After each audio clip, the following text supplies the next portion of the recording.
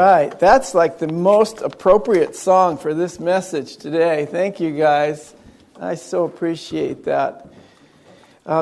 Everybody here, we are in a Unity Spiritual Center, so I assume everybody here believes in one power and one presence, active in the universe and in my life, a power that's all loving, a power that cares for you, a power that is all intelligent, ever present.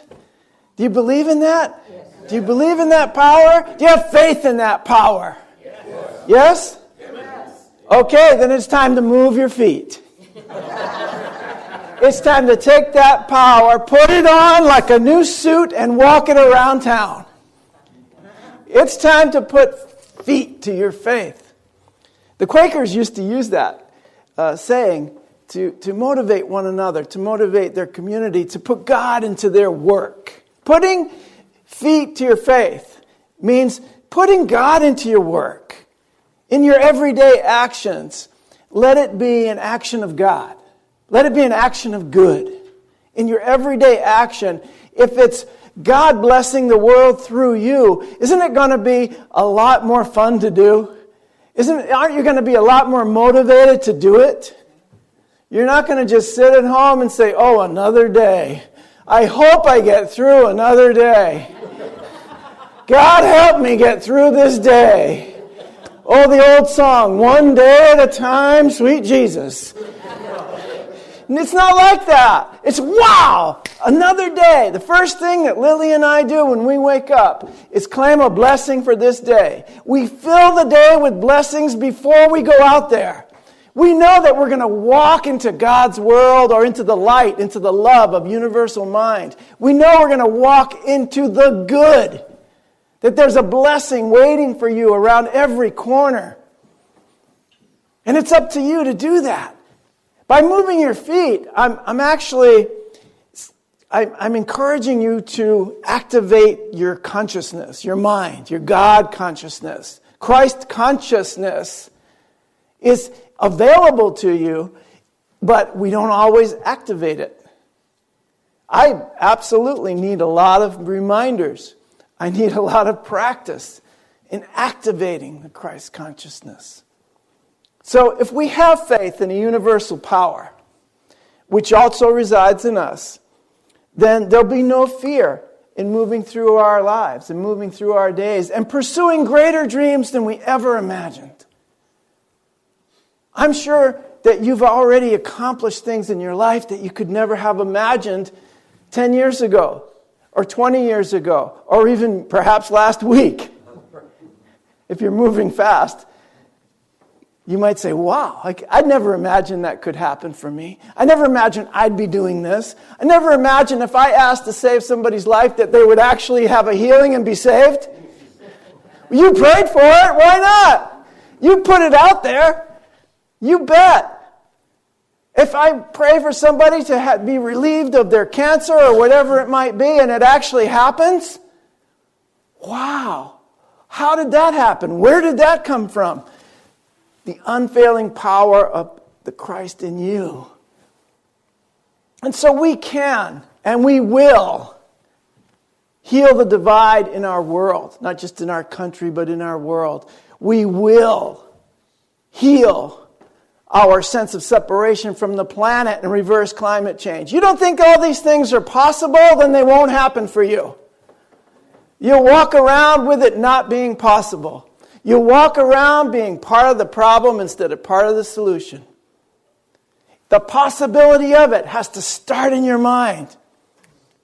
It has to be a positive assertion of your Christ consciousness, which knows all things work together for good to those who love God or the good or universal mind and walk according to that purpose, not according to the purpose of being separate and being opposing to other ideas and other people. We're here to be inclusive and diverse and welcome those parts of myself I haven't met yet, which show up as you.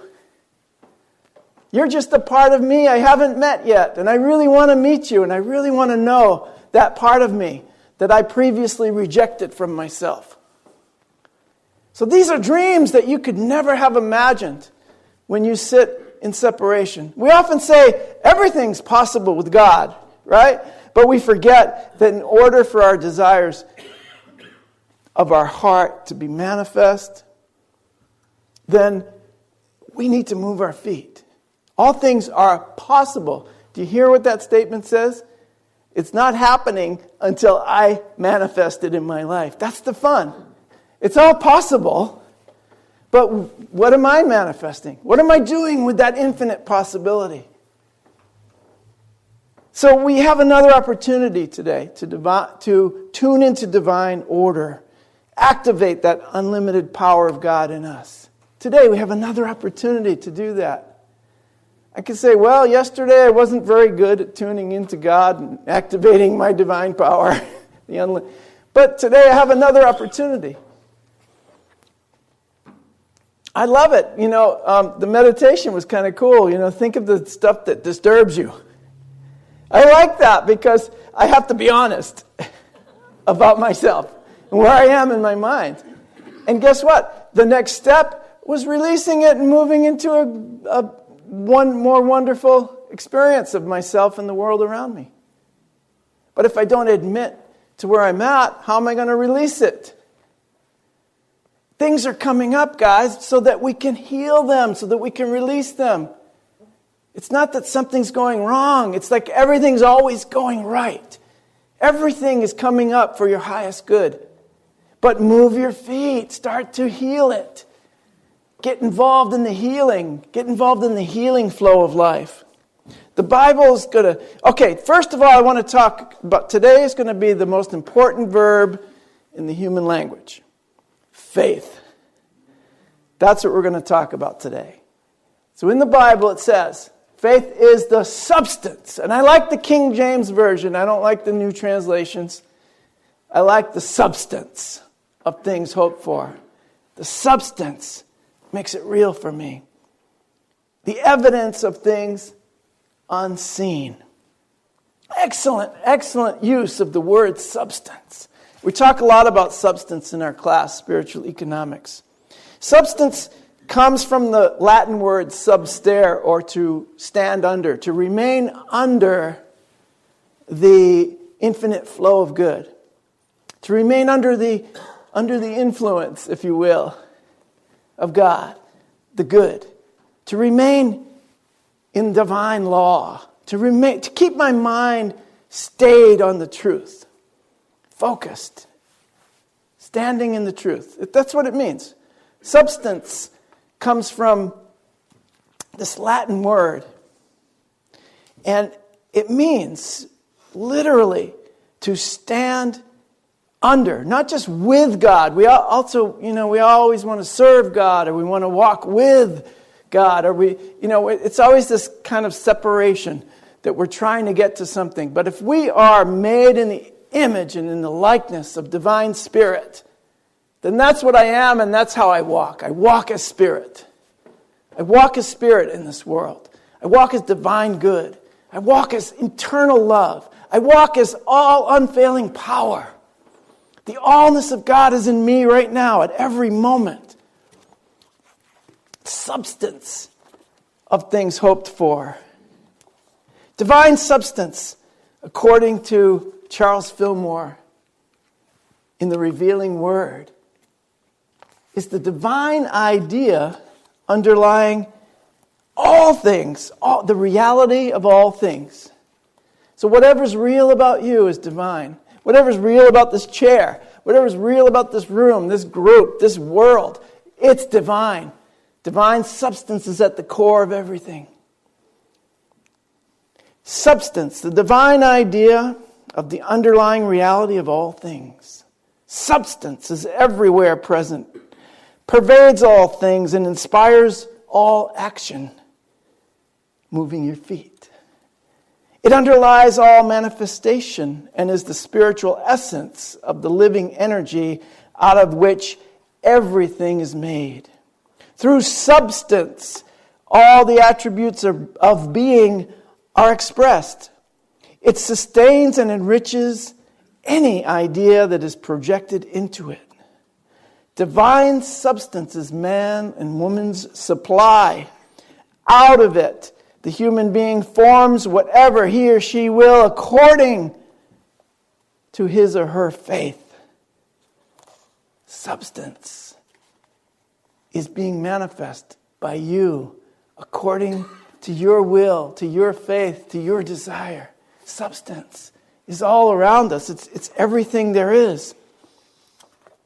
But we have to use faith in order to manifest that substance, to shape it according to the good that is in us.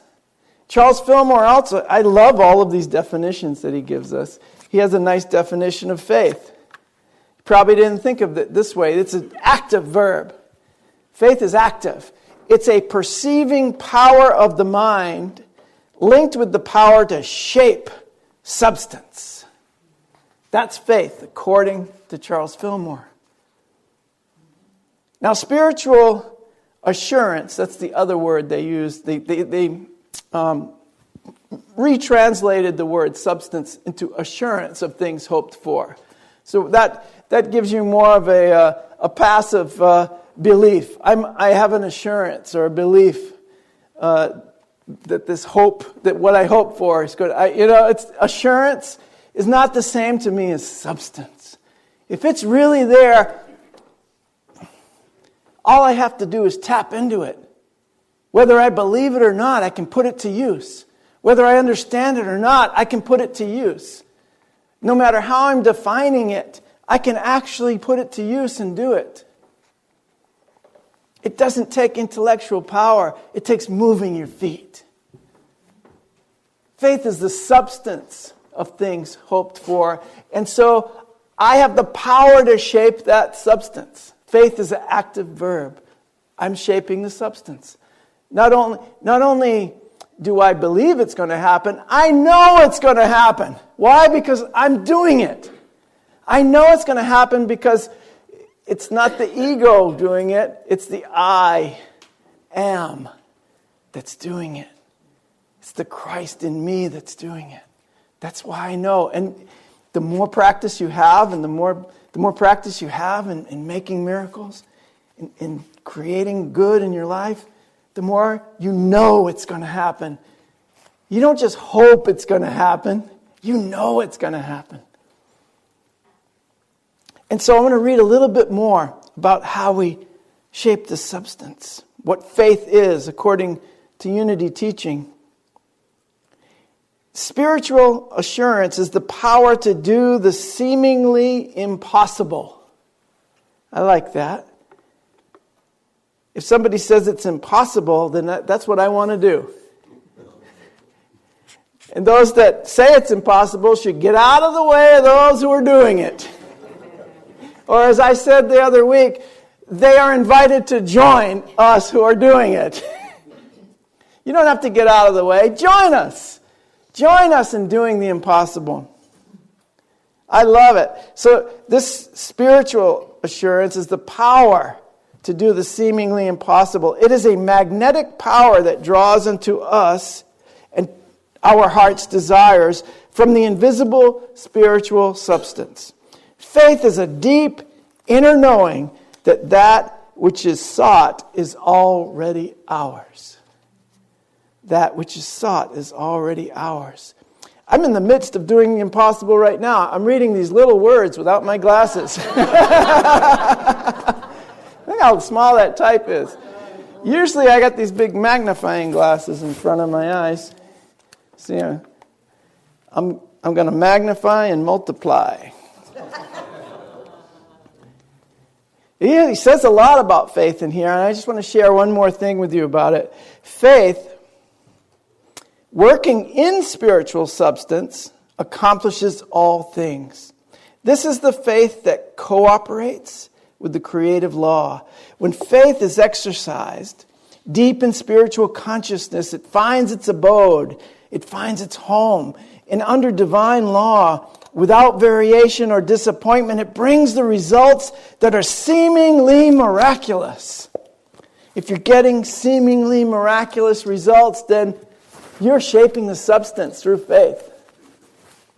And I love it because it's not just a passive, trusting kind of faith, which is part of it, but it's an active verb. It's an activity of my mind. It's taking spiritual law and putting it into practice. So we first perceive the evidence of the unseen, of things not seen. And then we use the power of our mind to shape that substance into whatever we desire. It is an action that we perform, not something that we're waiting for to happen. It's an action that we perform. Eric Butterworth states in the book Spiritual Economics, which 12 of you are, and some of you out there, are studying with us on Wednesday nights now. He says the whole of God's substance is present in its entirety at every point in space at the same time. How do you like that, Mr. Scientist? That makes sense. He says it makes sense.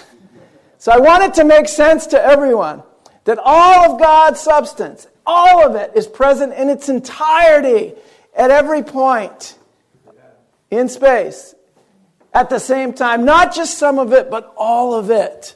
All of the substance of the universe is present at every point of your need, of your human need. Isn't that amazing? This is why I love Unity so much. It's scientific spirituality. It's scientifically proven principles of the universe. Now, this was said, and this was often said way back in the 1890s by the pioneers of the New Thought movement and the Fillmores, which pioneered Unity and co-founded Unity. This is way before everyone began to hear and some accepting the premise of quantum physics. Quantum physics now is all over the place. It happens to be in universities and colleges the most preferred science class, the most popular class among young people. Everyone wants to study quantum science, quantum mechanics. They want to know about this. They want to know, what are you saying here? How is this possible? We've proven that it's possible by our experience. And everyone now is wanting to know these deeper truths, these principles. They want to understand them better so that what do they want to do? What do these young folks who want to study quantum physics, what do they truly desire? A way to move their feet. They are desiring a path. They're desiring a purpose for their knowledge. Where do I put this knowledge? Well, I'm going to tell you, come on to Unity and we will show you how to put it into practice. We will help you take action steps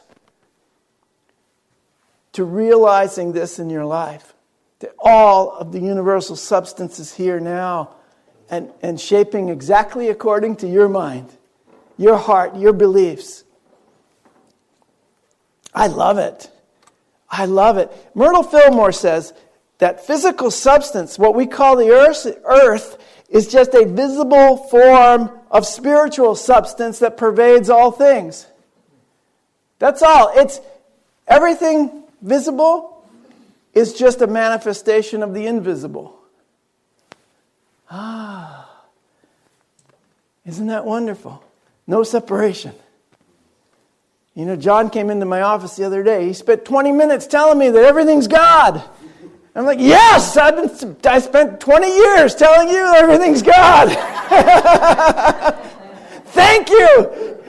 Somebody's listening. He's jumping up and down. It's all God. It's all God. How great to be excited about that. Many of you sit there and either go, I know. I've heard that before. It's all God, yeah. And the other ones go, what a crazy dude that is. What you talking about, man? Oh, God, this world is crazy. And they start immediately telling me all their complaints and negativities about how they're experiencing the world. But if it's all God, if it's all possible, then how am I shaping it? My experience is coming from my own consciousness. Am I coming from Christ consciousness or am I coming from separation? It's that simple. Now, if I want to come from Christ consciousness, it's going to take a little work, perhaps. It might take a little study. It might take a little fun. Finding out all about this. This was so exciting and fun for me to know that everything visible comes from the invisible. That all of substance is available at every point in space-time. Oh my goodness. Not only do I immediately relax, I immediately get energized to know that now I can move my feet in a positive direction. All right, so it may or may not require physical action, but I'm going to tell you, it always requires mental action. It always requires action of the mind. That will lead. The body follows the mind. Mental, emotional action is what it takes. I first must have it. I have to have it manifest in my own being, in my own system. Then I can see it manifest in the world. The world is only going to be a reflection of what you think you are. Your thoughts create your experience of the world. It always requires some kind of prayer.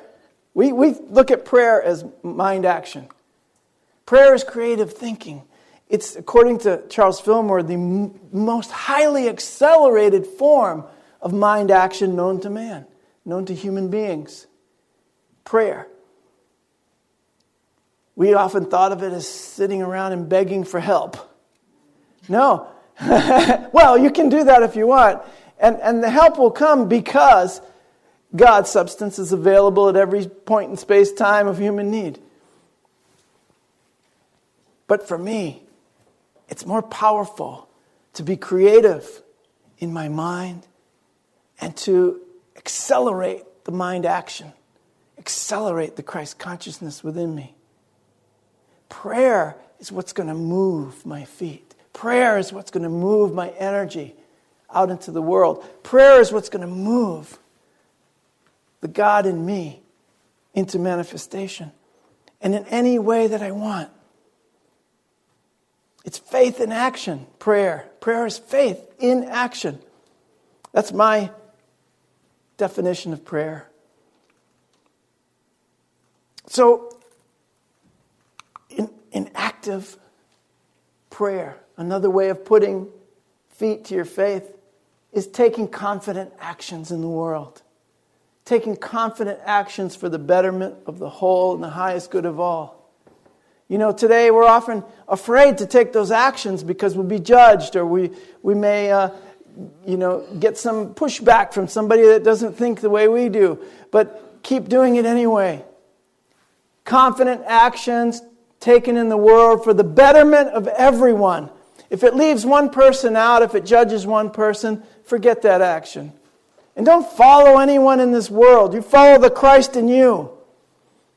I'm really getting upset with people following politicians. I'm really getting upset with people following false prophets. I'm really getting upset with people following the ego of their own mind. I'm really getting upset with people who don't want to know who they are, who don't want to look at the power of their mind. Because what we're doing in our inaction is just as powerful as what we do in our action. Learned something very important this week about, from Calmer Choice. We were at this gala, and it was so great because they treated us like a third grade class. So we're third graders, and we're learning about the brain and our emotions. So cool. So, we were taught about the wise owl, which is our prefrontal cortex, right? And it tells us about the world and who we are and all these this lovely information. And then we learned also about the alarm bell, the guard dog, which is your amygdala. Now, the amygdala is your survival mechanism. And your survival mechanism goes off even if there's not any real danger. Say you're just watching the news. Your amygdala is being fired. Now, what is the amygdala? It's the fight, flight, or freeze mechanism. So you're going to get angry, you want to fight somebody, or you want to run away from them. But the other one that I never understood, that I finally got, had to treat me like a third grader, I finally got was the freeze mechanism. It's the mechanism where we don't do anything. It's the mechanism where we become complacent, where we play dead. Where if we play dead, the animal won't want to eat us. Or the enemy will think that we're not worth bothering with. It's a mechanism of your brain. It's associated with the amygdala. It's just as much a powerful survival mechanism among human beings as the fight or flight. It's the one that we freeze. And we don't do anything. That's the problem in our world today. Is that we're not involved, we're not engaged from our Christ consciousness. And when we do, maybe it's not so comfortable. And when it's not so comfortable, what happens? We freeze. And we tend not to do anything. We forget to love our neighbor as ourselves. We forget to give unto others as we have been given. We forget the golden rule. We forget all of it. We forget all our spiritual teaching because guess what?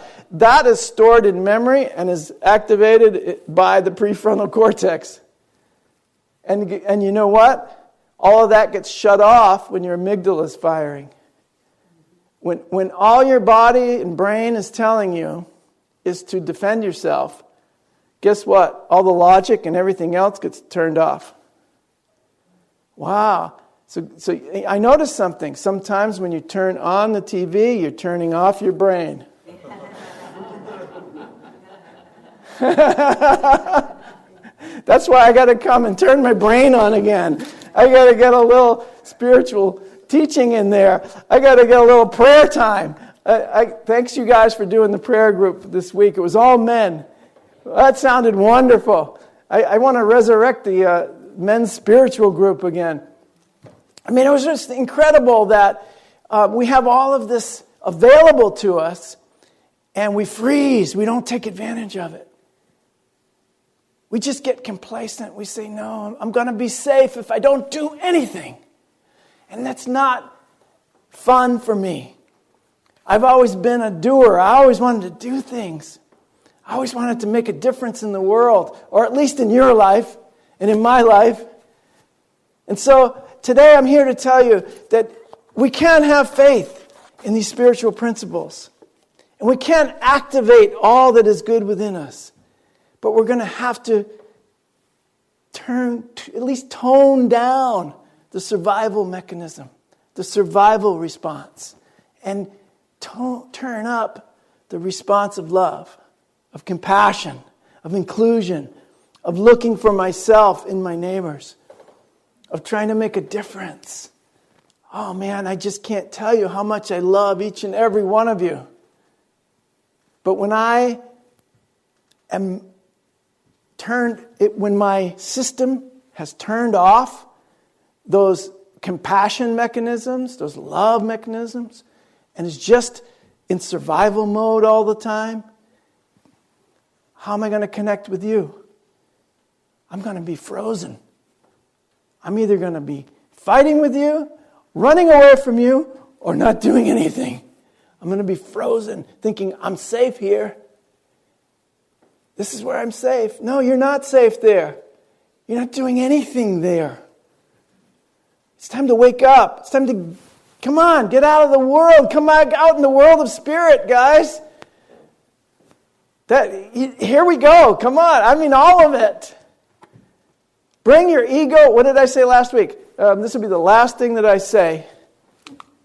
There's no slide for it, but I did say it last time. Give your ego to the Christ. Give your ego, your personality, who you think you are, to the Christ within you, the Christ consciousness that you have. And allow that to take control of your life. Stop trying to change everything out there. We're going to change ourselves. If we want to awaken the world, right? Lao Tzu from last week. We have to awaken ourselves. If we want to eliminate the suffering in the world, we have to eliminate our own suffering or what is dark and negative within us. Then it happens automatically because the world is nothing but 7 billion of us. It's all you. It's somebody just like you, sitting next to you, sitting across the room. It's just like that person is you. Love your brother as yourself, your sister as yourself, because your brother and your sister is you. Now, I know that's a stretch for a lot of you, but if all of God, last thing, if all of God consciousness and all of substance is available to me right here and right now at every point in space-time, then the point in space-time that you're occupying also has the God substance available to me. And that's why joining with you is going to be joining with the divine. And I seek to join with you. I have faith that it is true. I have faith that you are a blessing unto this world and a blessing unto me. So I want to ask you guys to remember that you are a blessing, to get out there and move your feet and have faith that you are blessing this world. Claim a blessing for this day and every day. I love you.